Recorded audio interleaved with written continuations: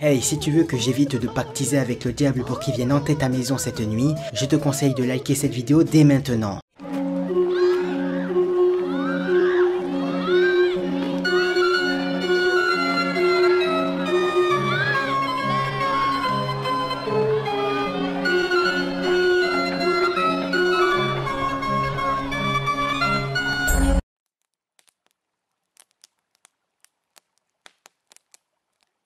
Voici l'étrange histoire survenue à 4 adolescents qui se considéraient comme les meilleurs amis du monde. Depuis plusieurs mois déjà, ils étaient intrigués par certaines légendes mystérieuses racontées dans leur patelin. L'une d'elles, entourant un lieu terrifiant, avait particulièrement retenu leur attention.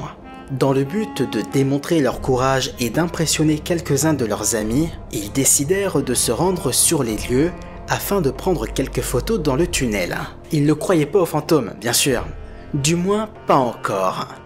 Ce soir-là, quelques heures après la tombée de la nuit, l'un des adolescents prit la voiture de ses parents pour aller chercher ses amis. Aucun d'entre eux ne connaissait réellement l'endroit, mais ils avaient une bonne idée du chemin à emprunter pour s'y rendre. Ce tunnel se trouvait dans une montagne, non loin de la ville, et la vieille route pour s'y rendre était sinueuse et escarpée.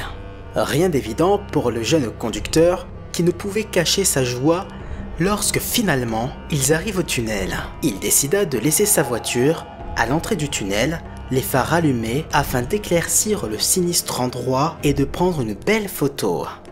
Les 4 adolescents marchèrent donc jusqu'à l'intérieur du tunnel et, tous ensemble, répétèrent d'un ton fort et convaincu la phrase qui devait invoquer ce mystérieux fantôme. Montre-toi, peu importe qui tu es. Alors que l'écho du tunnel renvoyait de nombreuses fois leur incantation, un malaise s'installait chez les adolescents. C'est juste une histoire stupide, dit l'un des garçons. Mais oui, c'est de la foutaise cette histoire. Prenons une photo et foutons le camp d'ici, lui répondit un compagnon en tenant visiblement de cacher sa peur. L'un d'entre eux posa donc la caméra sur le capot de la voiture et actionna la minuterie avant d'aller rejoindre ses amis qui prenaient la pause à l'entrée du tunnel. Une fois la photo prise, les adolescents retournèrent prendre place dans la voiture. Malgré que tout le monde était bien assis et attaché dans le véhicule, le conducteur ne démarrait pas la voiture. « Allez, mais tu fous quoi là? On bouge !» insistait l'un des garçons assis à l'arrière. Mais le chauffeur ne répondait pas. Il restait assis, sans bouger. « C'est quoi le problème? Démarre la voiture !» s'exclamait un autre compagnon. L'adolescent dans le siège du conducteur se tourna lentement pour regarder ses amis.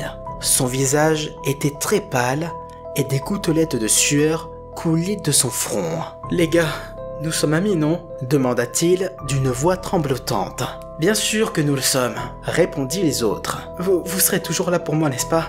Si j'avais un problème, vous m'aideriez, pas vrai? » « Bien sûr, qu'est-ce qui va pas ?» lui demanda son ami assis à l'avant. Les yeux du jeune conducteur se remplirent alors de larmes et, en essuyant la sueur qui coulait de son visage, murmure faiblement « Alors, regardez mes pieds, mes pieds !»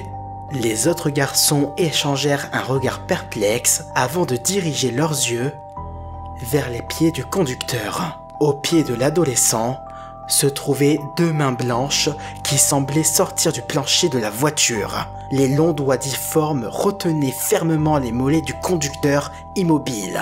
Les amis s'échangèrent alors des regards paniqués avant de se précipiter hors de la voiture en hurlant. Ils ne refermèrent pas les portières derrière eux et coururent jusqu'à ne plus avoir de souffle, aussi loin que leurs jambes pouvaient les mener. Ils descendirent près de la moitié de la montagne avant de s'arrêter et d'échanger des regards horrifiés.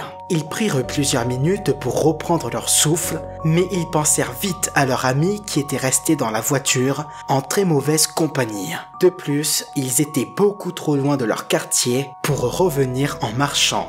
Ils retournèrent donc prudemment vers la voiture en espérant croiser un automobiliste sur le chemin, mais sur cette vieille route, les chances étaient plutôt faibles. Lorsqu'ils revinrent au véhicule, ce dernier n'avait pas bougé. Les portes étaient ouvertes et les phares éclairaient toujours le sinistre tunnel. Mais la voiture était vide. Et même après avoir fait le tour des lieux, ils ne trouvèrent pas leur ami. D'ailleurs, il ne fut jamais retrouvé. C'est la fin de cette vidéo les amis. Si vous avez aimé cette petite creepypasta, n'hésitez pas à liker la vidéo, à me dire si vous avez eu peur, si vous aimez les creepypastas, si vous en voulez d'autres. Et je vous souhaite une très bonne nuit. Je vous dis à plus pour une prochaine vidéo. Ciao.